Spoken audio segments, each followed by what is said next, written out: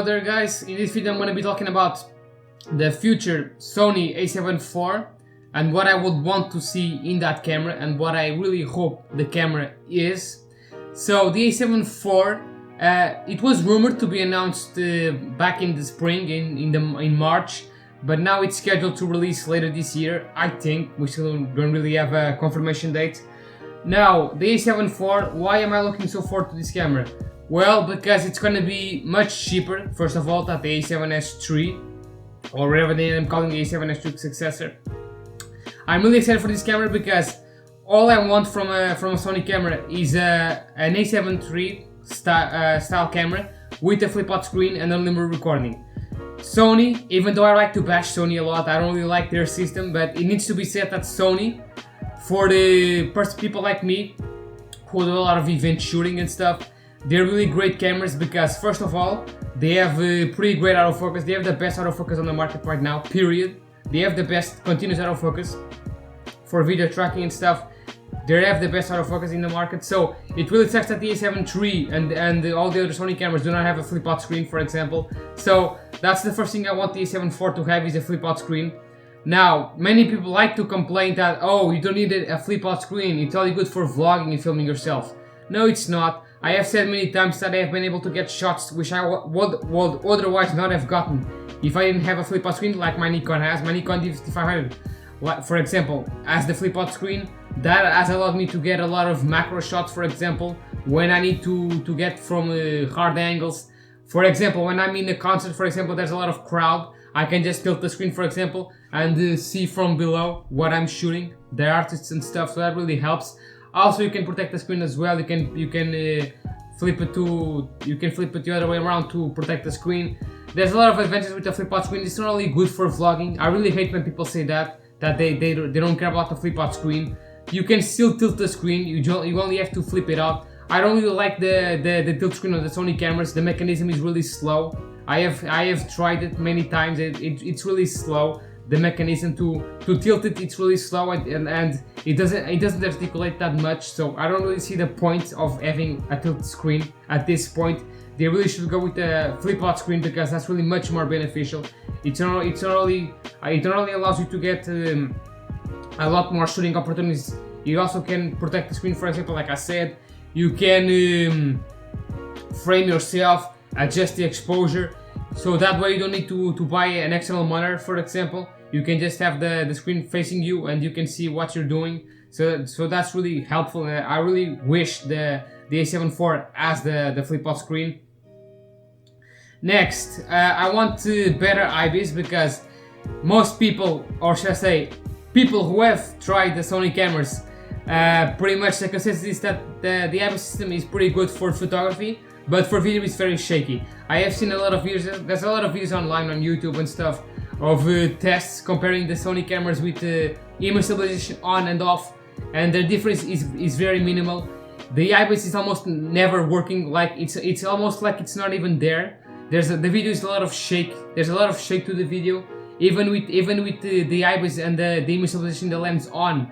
Even with dual IS, it's still very shaky. Sony really has the worst IBIS system on the market, period. They have the worst IBIS system. It's a lot of shaky. For photography, it's good, okay? It's good for photography, but most people are shooting video now these days, and they don't want to have gimbals around all the time. Now, I have said already in the past that I really want to start shooting with the gimbal. I want to get a gimbal in the future because gimbals allow they stabilize a lot better than the Sony cameras. But no, it's not only that, it's also because the gimbal allows for better movement. Like when I'm shooting handheld, for example, I have to walk very slowly, so so I don't induce a lot of shake in the video. Having a gimbal, not only do I have a shake-free video for the most part, I can also adjust things much better.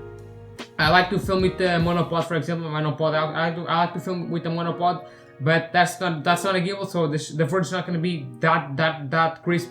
It's going to be there's going to be some shake when I'm walking, especially when running. But even so, the IBIS also helps when you're filming with the gimbal.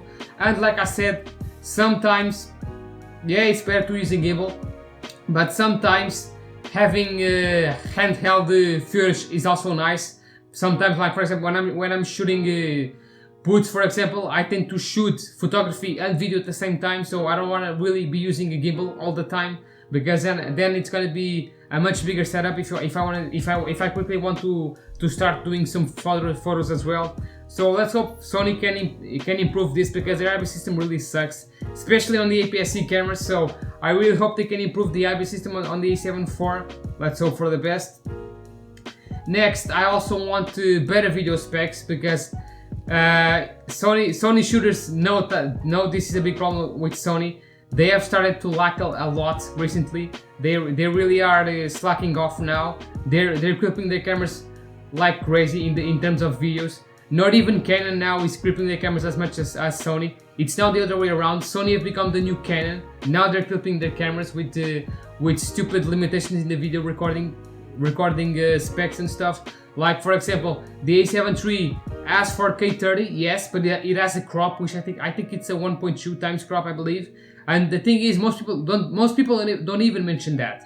But it's true. The A7 III, for example, has 4K 30 cropped. It doesn't even have uncropped 4K 30. Next, it also has only 8-bit video, no 10-bit video. So I hope the A7 III not only offers better video specs, uncropped video, but I also really hope it offers 10-bit, because having only 8-bit video really sucks for post-grading and editing. A lot of people don't like Sony cameras because of this, and that's why a lot of people have switched to Panasonic and Fujifilm, for example, because Sony cameras continue to not offer 10-bit video. So I really hope the A7 IV offers 10-bit video, because really, then if the A7S III is gonna offer 10-bit video, then this camera really needs to offer 10-bit video. This camera should be pretty much should have most of the things the A7S III has, but not as much, of course. But most of the things, like the 10-bit video, for example. No, I don't think this camera is gonna have 4K 60. I doubt it's gonna have 4K 60. It might have 4K 60, but with the crop. If so, I don't really mind. I just want 4K 30 uncropped, even though I don't shoot in 4K. If it has 4K 30 uncropped, at least it's gonna be something. There's gonna be some improvement in that. Also, I want some better 1080p quality, because the 1080p out of the A7 III is not really that great. It's not really that sharp. I really want better 1080p video. I also want some little better ergonomics. Now, it's definitely going to have the same body style as the A7 IV, so the ergonomics are going to be a little bit better. But I really wish they improve some of the buttons layouts as well. I think they could improve on some of the button layouts. They're quite close to Nikon, like the shutter button being the on-off button being on the shutter button. But there's still some buttons there which are a little bit which should be better organized. Another thing is the menus. Now, I have not used really Sony cameras, but from what I've seen from many people, many complaints about the menu system of Sony. They're very complex, so if they improve the menu system, that's going to be great.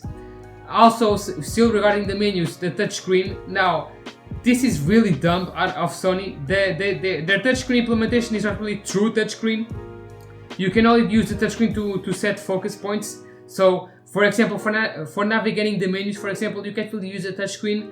Now, I don't know why they did this. Why isn't there a full touchscreen implementation? Like, my Nikon camera, for example, from 2015 has full touchscreen implementation. I can touch the screen and adjust the settings right off the bat. With Sony's, you can't do that. You have to use the D-pad or the rotation wheel. You can't really use the touchscreen 100%. So I really hope the A7 IV has finally full touchscreen implementation, because that's really dumb out of Sony. Why they choose to do that's really dumb.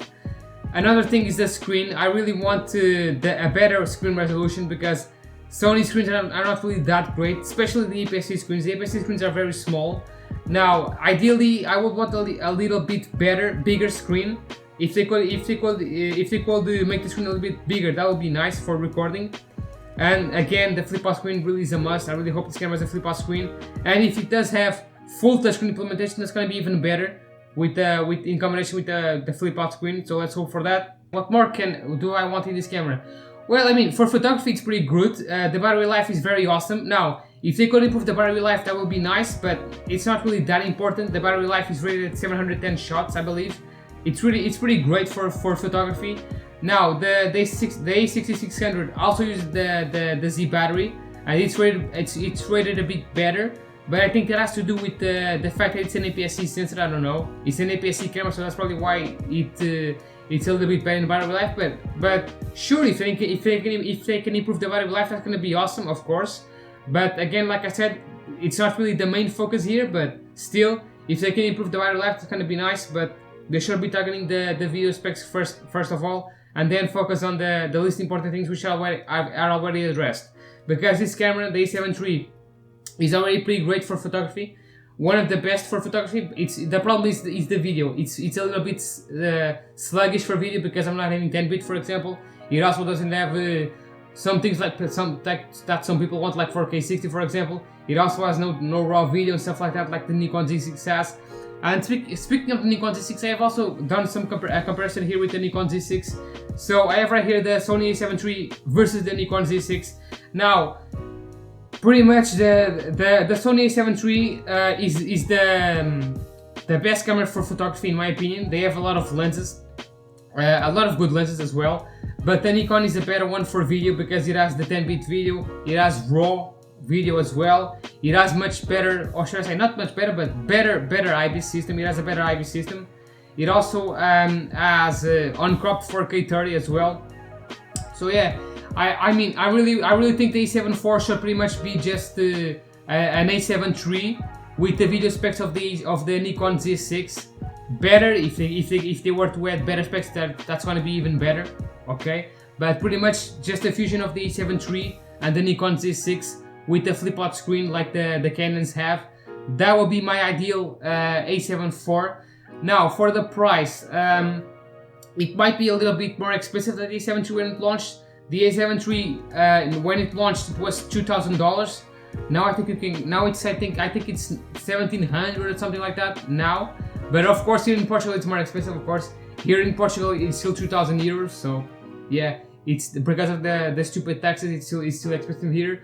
But I can see it being a little bit more expensive. So about 300 more euros, I think, or dollars. I think it's gonna be like $2,300, I think. But I don't see it being much more expensive than the A7 III when it launched. So, but if it does have the better video specs, of course it's gonna have to be a little bit more expensive.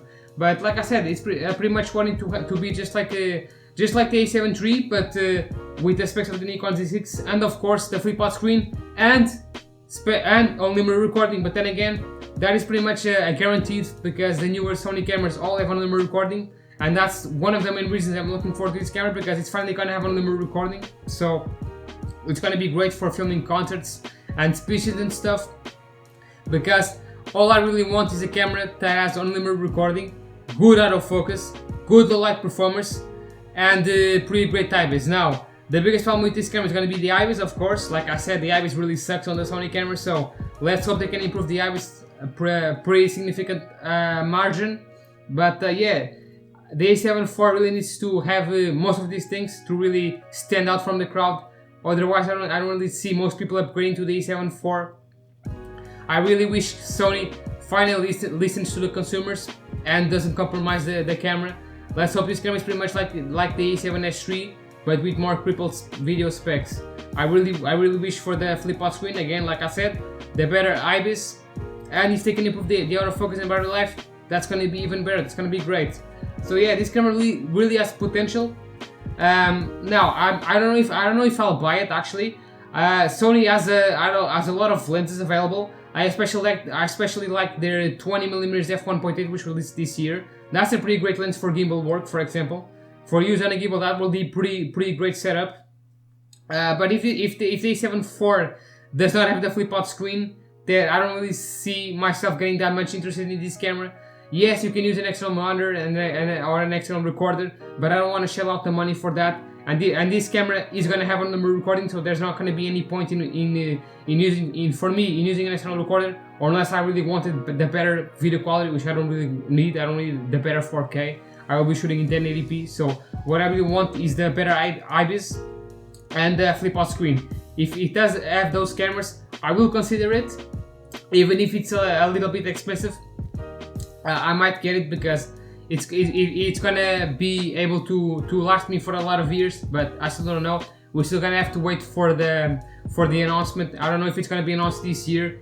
Like I said in the beginning, it was supposed to be announced on spring. Now it's nowhere to be found. There hasn't been any sort of leaks or rumors about these cameras, so I don't know what Sony is doing. I don't know what Sony is thinking. But let's hope for the best. Let's hope Sony finally delivers a pretty great entry-level full-frame camera for hybrid shooters like me. And yeah, those are pretty much my wishes for the A7 IV and what I think this camera should be. So yeah, thank you guys for watching the video. If you like my channel and want to support me, you can hit the subscribe button and notification bell to stay up to date when I release new content. You can also find more camera-related videos of Sony and other brands on the channel, so be sure to visit the channel if you want to see more. Also check me on my social media and follow me if you want to see my works and projects. And I'll see you guys on the next video. Stay safe, keep on shooting, and UNHOLY-OMEGA signing out. Thank you for watching. And please, Sony, do not cripple this camera. Please, let this Sony A7 IV be the end-all be-all camera for hybrid shooters. Thank you.